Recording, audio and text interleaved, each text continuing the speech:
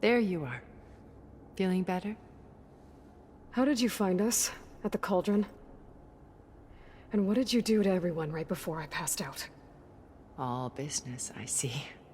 Well, suffice it to say we were keeping a very close eye on Hephaestus, knowing we would need it at some point. Your ruse didn't fool us, and as for my little trick, it was an overload of the senses, accompanied by an energy discharge. Gerard and Eric were only momentarily disoriented due to their shields, but it rendered you unconscious while I got you out. Perhaps some breakfast might steady you a bit?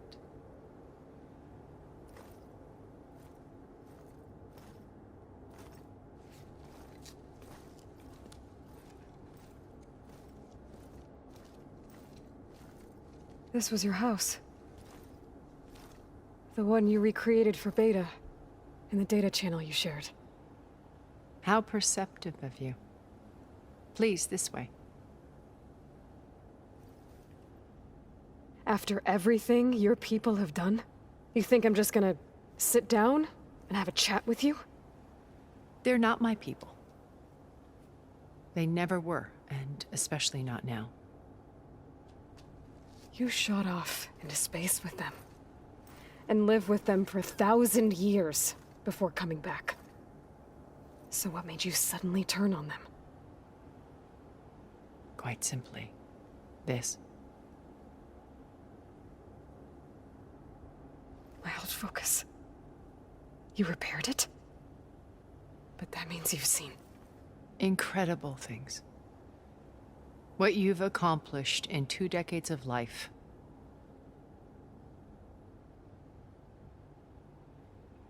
A 1,000 years at my back, and I haven't even come close.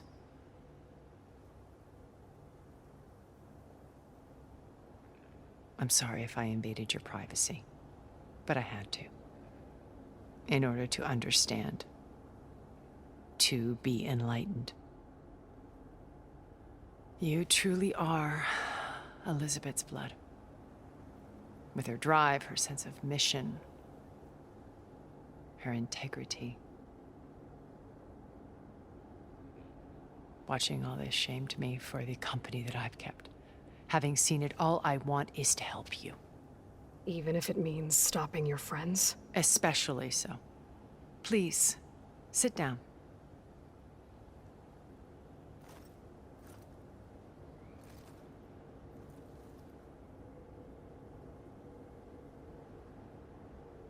There. That's better. Now, we must recover Beta and Gaia at all costs. By now, you must know that Gerard intends to use Gaia to reboot the Earth's biosphere. Remaking this world to specifications that would only suit us immortals. This process will kill every living thing on the planet. He calls it a clean install. Not if I stop him first. Not if we do.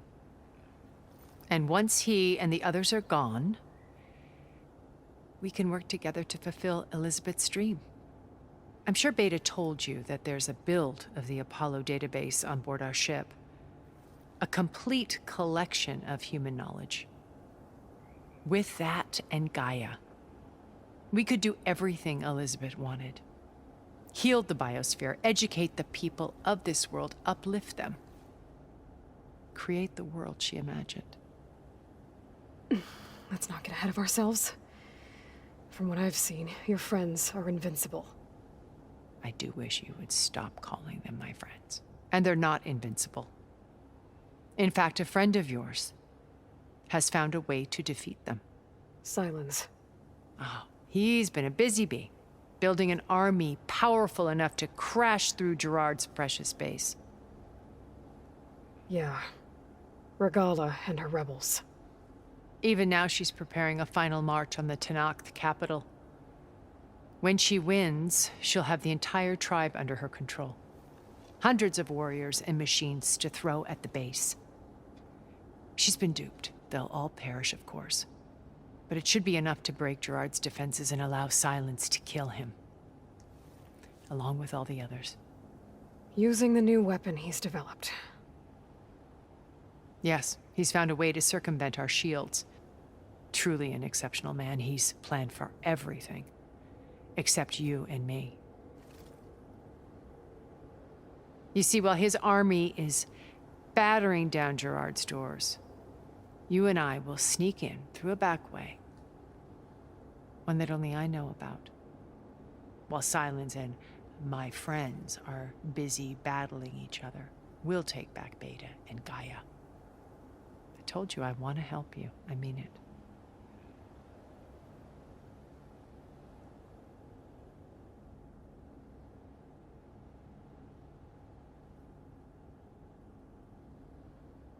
You said Beta is not in urgent danger, so what are the Zeniths doing to her? Putting her to work. Merging Hephaestus with Gaia. A difficult, time-consuming task, as I'm sure you know. They will compel her if need be, but her life is not in danger. She's the only one who can do it. Because you people made her to be nothing but a tool. Gerard's idea, not mine. They always viewed me with suspicion when I attempted any form of kindness towards her. That's why I created the data channel. A virtual place where we could speak in peace.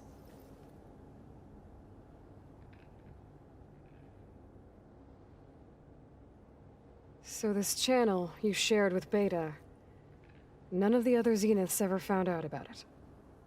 Gerard believes he's the most cunning of all of us. Even after 1,000 years, he still can't imagine that I would outwit him. The channel allowed me to interact with Beta away from their mistrustful eyes. It offered us a chance to be ourselves. Until you cut off all contact. Yes, though it pained me. I was worried that our meetings would do her more harm than good.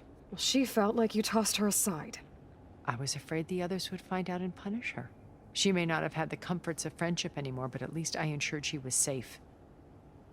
I know it seems harsh, but you must believe that her well-being has always been paramount to me.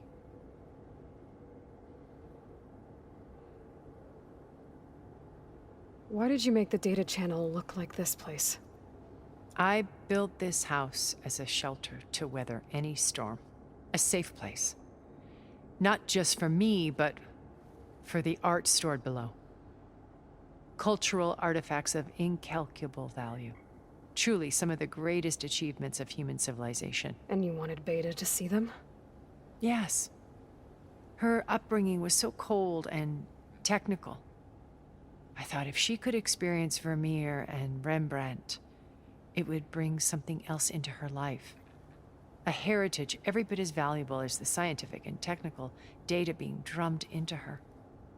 I'm sorry I had to cut off contact, but I'll never regret sharing this house with her. She needed its shelter even more than I did.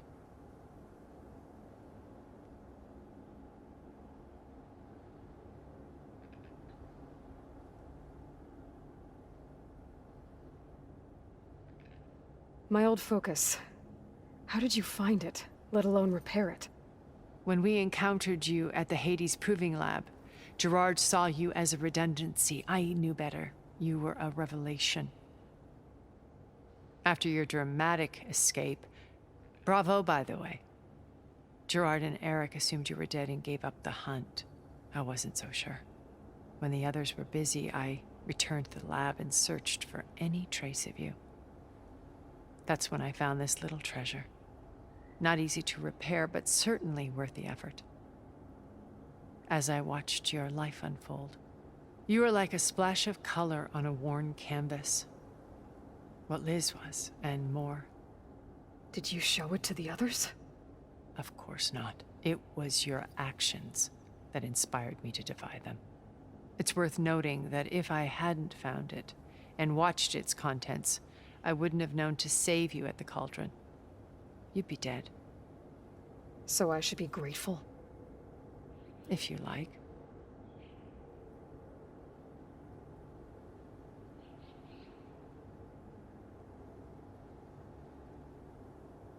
So you know all about me. What about you?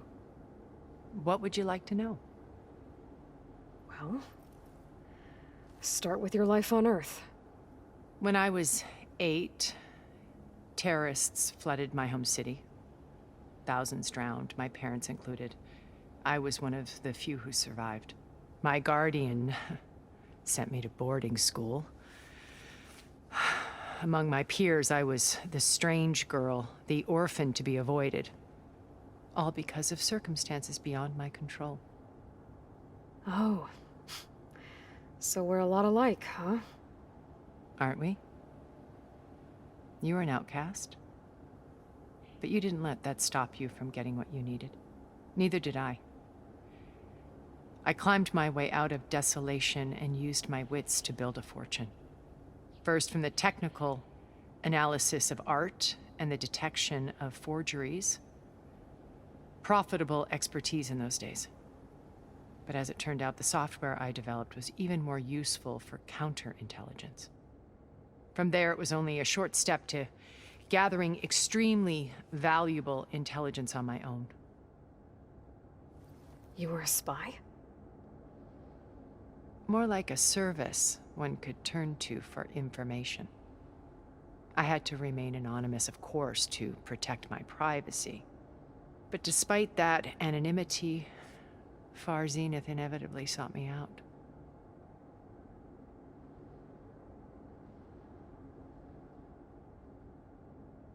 What happened when Far Zenith approached you? They painted an irresistible vision of humanity's future. One where we need not fear illness or death, where we explored the furthest reaches of the stars and thrived. It was only later that I realized that they only intended to bequeath this future to the rich and powerful. By the time I finally figured it out, the walls were closing in, Faro's machines were devouring the Earth.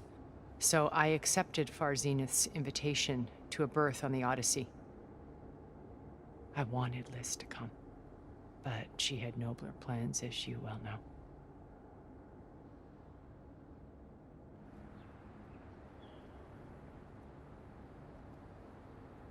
So you didn't know the other Zeniths were monsters until it was too late?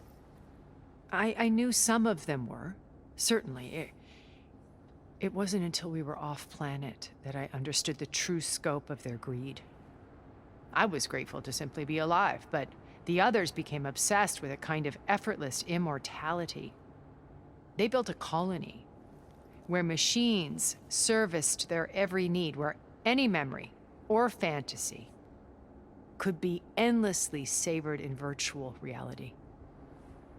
It wasn't life. It was stultifying, a pampered dream state. As the decades passed, I withdrew more and more, alone yet again, but this time with eons to consider my mistakes. Now, finally, having met you, I feel like I have a second chance. To do what? Help you, of course. To fulfill Liz's dream, which isn't so different from Far Zenith's original vision. A better future for humanity.